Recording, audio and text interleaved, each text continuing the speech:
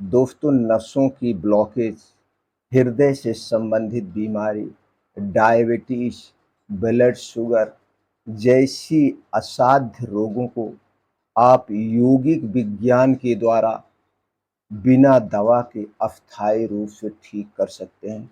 तो आज के वीडियो में दोस्तों हम ऐसे चमत्कारिक यौगिक विज्ञान के बारे में जानेंगे जिसे स्टेप बाय स्टेप फॉलो करके आप नसों की कमजोरी, नसों में ब्लॉकेज को अस्थायी रूप से बिना ऑपरेशन, बिना दवा के घर पे रहकर आप ठीक कर सकते हैं।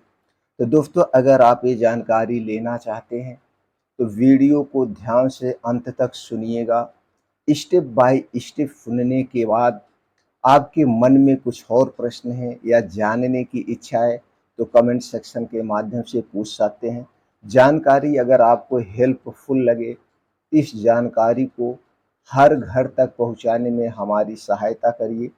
दोस्तों, मेरा एक ही उद्देश्य है, हमारा पूरा देश बिना दवा के रोग मुक्त होकर जिए, जैसे पहले के यौगिक लोग जीते थे। तो दोस्तों, आज के समय में भी हम यौगिक साइंस के माध्यम से अपने शरीर को निरोग रख सकते हैं, अपने शरीर को निरोग रख सकते हैं। इसी टॉपिक पे आज चर्चा करेंगे। तो चलिए दोस्तों, सबसे पहले हम ये जान लेते हैं नसों में ब्लॉकेज बनती कैसे है। दोस्तों, धमनियों में प्लाक जमा होता है। क्या जमा होता है? प्लाक जमा होता है, जो कोलेस्ट्रॉल, हाई बीपी, सूजन, ये सब का कारण बनता है। यही धीरे धीरे रक्त प्रवाह को, यानी कि जो ब्लड सर्कुलेशन है, उसे अवरोधित कर देता है, उसे रोक देता है, जिसके कारण heart attack, brain haemorrhage, stroke जैसे खतरे होते हैं। यानी कि ब्लड सर्कुलेशन सा ठीक से ना होना, प्लाक का जमा होना, यही नसों में ब्लॉकेज का कारण बनता है। अब हम चलिए दोस्तों पहले बात करते हैं, इसे कैसे बिना दवा के ठीक किया जाता है। पहले बात तो हमें ये जानने की ज़रूरत है, नसों में ब्लॉकेज होता क्यों है? नसों में ब्लॉकेज होने का कारण क्या है? ऐसी कौन-सी चीज़ें हैं जो नसों में ब्लॉकेज को करती हैं? उस पे हम डिस्कस लास्ट में करेंगे। पहले हम वो यौगिक विज्ञान के बारे में जान लेते हैं, जिसके लिए आप वीडियो में आए हैं। लेकिन उस पॉइंट को भी जानना ज़रूरी है। क्यों? क्योंकि दोस्तों, जब तक आप कारण को नहीं हटाएँगे, निवारण आसान नहीं है। इसलिए वीडियो को ध्यान से अंत तक सुनिए। चलिए पहले हम यौगिक साइंस को समझ लेते हैं। यौगिक साइंस की बात करें, यौगिक विज्ञान की बात करें, तो दोस्तों यौगिक दिनचर्या हमें अपनाना है, यौगिक डाइट हमें अपनाना है, ऋषियों मुनियों की डाइट हमें अपनाना है और उनकी दिनचर्या अपनाना है। यौगिक लोग दोस्तों प्रकृति के नियमों को फॉलो करते थे, प्रकृति के अनुसार खाना खाना, प्रकृति के अनुसार सोना जागना और प्राकृतिक चीजों से जुड़े रहना, प्राकृतिक चीजों का विशेष तौर पे खाना खाना पीना था। तो अगर हम दिनचर्या की बात करें तो सबसे पहला काम आपको जो करना है वो है अपने खाने के समय में परिवर्तन करना है। खाने का समय हमें प्रकृति का अपनाना है। प्राकृतिक समय क्या है? प्रकृति का समय है दोस्तों, सूर्योदय के 2 घंटे के बाद हमें खाना शुरू करना चाहिए। सूर्योदय के पहले हमारा जठर स्लो होता है, इसलिए सूर्योदय के पहले हमें नहीं खाना है। खाने के तौर पे, पीने के तौर पे आप कुछ भी पी सकते हैं। सूर्योदय के 2 घंटे के बाद हमें खाना शुरू करना है और सूर्यास्त के 1 घंटे पहले हमारा खाना बंद हो जाएगा। सूर्यास्त के बाद खाने के नाम पे हमें कुछ नहीं खाना है। पीने के नाम पर सिर्फ पानी पी सकते हैं, दूध भी नहीं पी सकते हैं। तो सूर्योदय के पहले आप अपना खाना पीना बंद कर दीजिए, पीने के तौर पे सिर्फ पानी पीजिए। पहला नियम आपको इसे फॉलो करना है। जिस दिन से आप इस नियम को फॉलो करेंगे, ठीक 90 दिन के अंदर, ठीक 90 दिन के अंदर आपके शरीर में जो परिवर्तन होगा, सिर्फ यही एक बदलाव करके जो परिवर्तन होगा, उस परिवर्तन से आप चौंक जाएंगे। आपके शरीर में कोई भी बीमारी है, चाहे वजन बढ़ा हुआ है, चाहे पेट बाहर निकला हुआ हो, चाहे पेट से संबंधित कोई बीमारी है, कोई भी बीमारी है, उसके लिए जो भी आप दवा ले रहे हैं, उस दवा की खुराक आधी हो जाएगी। सिर्फ 90 दिन में प्रैक्टिकल करके देखिए। पहला नियम इसे अपनाना है। दूसरा, डेली 2 घंटे का नियम हमें अपने लिए बनाना है। 2 घंटे उस सुबह का समय हमें निकालना है और इस 2 घंटे में तेज गति से 6 से 7 किलोमीटर का मॉर्निंग वॉक, चाहे आप 10 साल के हैं, चाहे आप 70-80 साल के हैं, चाहे जितनी दूर हैं, अपने शारीरिक क्षमता के अनुसार, अपनी उम्र के अनुसार आपको डेली 6 से 7 किलोमीटर तेज गति से मॉर्निंग वॉक या दौड़ लगाना है। साइकिलिंग करिए, जिम जाइए, कुछ भी करिए, आपको 2 घंटे रोज अपने शरीर से पसीना निकालना है। और मॉर्निंग वॉक कहाँ पे करना है? ऐसे स्थान का सिलेक्शन करिए जहाँ पे मिट्टी हो, हरी घास हो, उस पे नंगे पाँव, क्योंकि हमें मिट्टी से जुड़ना बहुत जरूरी है। मिट्टी से हमें अर्थ मिलता है और हमारे शरीर को अर्थ की जरूरत होती है। अगर हम डिटेल में बात करेंगे तो वीडियो लंबी हो जाएगी। सिर्फ जानिए मिट्टी से जुड़ना है। नंगे पाँव करने के बाद वहीं बैठ के 10 से 15 मिनट कपालभाति, 10 से 15 मिनट अनुलोम विलोम, भस्त्रिका प्राणायाम और शीर्षासन, वज्रासन, फपाट मारिए, बीम चूमिए, अपने आप क्षमता के अनुसार कुछ भी करिए। लास्ट में 15 से 20 मिनट का ध्यान करना है, मेडिटेशन करना है। मेडिटेशन ध्यान करने से हमारे अंदर की नेगेटिविटी खत्म होती है, हमारे अंदर पॉजिटिविटी आती है। ये डेली 2 घंटे का काम ये करना है। उसके बाद कुछ नेचुरल चीजें हैं, इनका सेवन हमें करना है।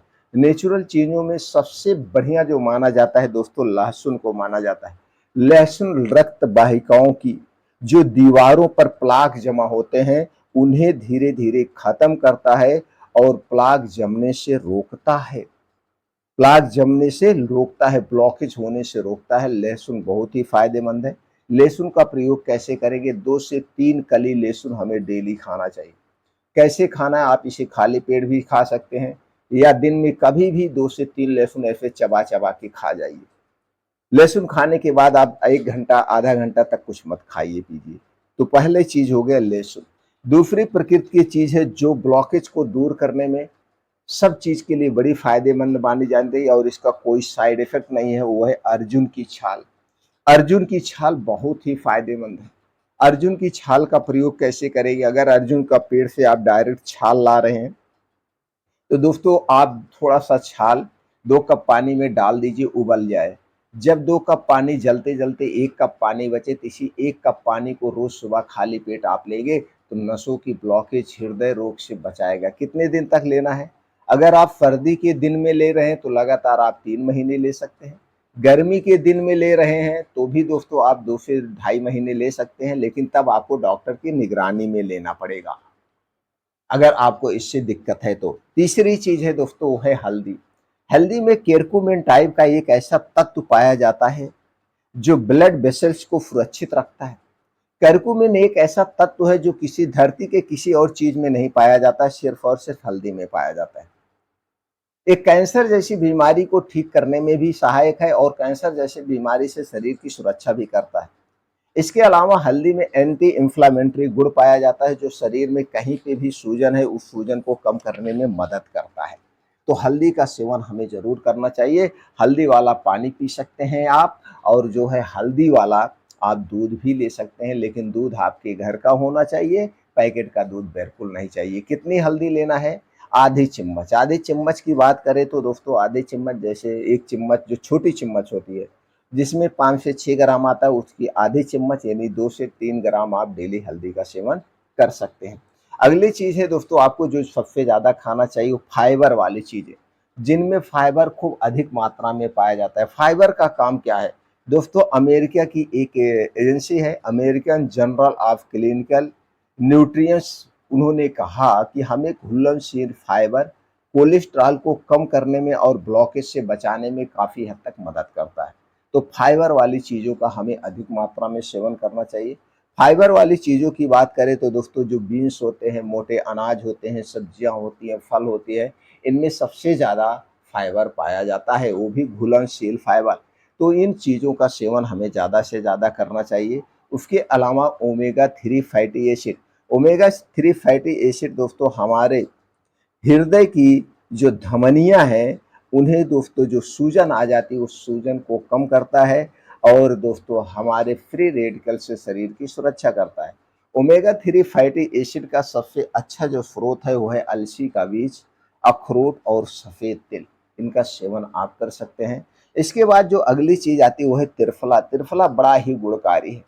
त्रिफला हमारे शरीर के वात, पित्त, कफ तीनों को बैलेंस करके रखता है, तो त्रिफला का भी सेवन आप कर सकते हैं। अगर आपको कब्ज की शिकायत है, गैस एसिडिटी की शिकायत है, ये तरीका अपना करके 90 दिन में आपको रिजल्ट आपके सामने आएगा। अब जो दोस्तों जो नसों में ब्लॉकेज जमाने का काम करते हैं, जिसे नहीं खाना उसे भी जानना बहुत ज़रूरी है। इन चीज़ों को आप अवॉइड करिए। चीनी, मैदा, रिफाइन से बनी हुई जितनी भी चीज़ें हैं, चाहे घर पे बनाई गई हों, चाहे किसी फैक्ट्री में, चाहे किसी बड़ी दुकान में, इन 3 चीज़ों से बनी हुई कोई भी चीज़ आपको नहीं खाना है, सीधे तौर पे। ठंडा पेय पदार्थ, कोल्ड ड्रिंक, सॉफ्ट ड्रिंक, यहाँ तक कि ठंडा पानी तक भी नहीं लेना है। धूम्रपान, अल्कोहल का सेवन नहीं करना। अगर इतना परहेज़ आप करते हैं और जो हमने तरीका बताया, तरीका अपनाते हैं, तो ब्लॉकेज को आप घर पे रह के ठीक कर सकते हैं।